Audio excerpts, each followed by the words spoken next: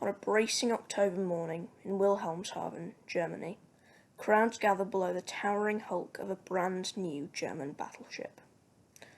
In the sidelines were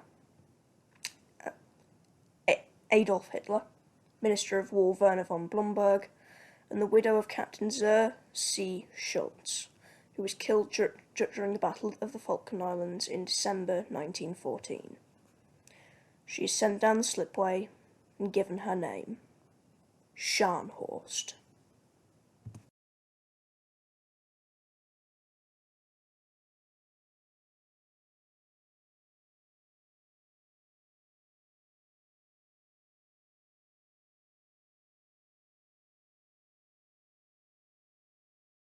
After her launch on the 3rd of October 1936, she was fitted out at the Kriegsmarine Yard in Wilhelmshaven.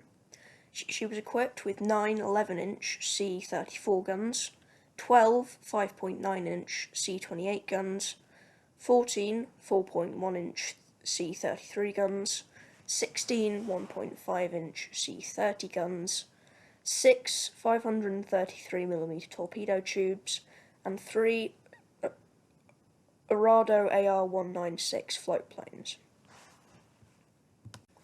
She was sent on sea trials on the 3rd of January 1939, where it was discovered that she had a dangerous tendency to ship large amounts of water at high speeds. This caused flooding in the forward areas, and thus she was sent back to the dockyard in September 1939 and finished in November. 2 weeks after her refit had been completed, she began her first operation.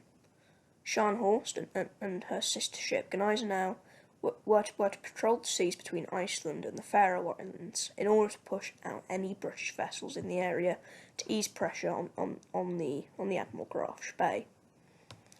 Along with the battleships were 2 cruisers, Köln and Leipzig, along with 3 destroyers, which parted company in the morning of the 22nd of November. The next day, at around 1600 hours, the pair spotted and intercepted the British merchant cruiser Rawalpindi.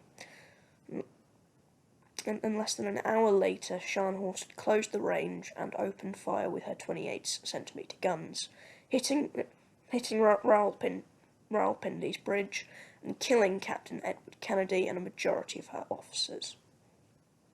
During the brief brawl, the Rawalpindi managed to score a hit on Scharnhorst's deck, which caused minor damage. By 17:15 hours, the Rawalpindi was ablaze and in the process of sinking. Admiral Marshall, aboard Gneisenau, ordered Scharnhorst to pick up survivors from the cruiser.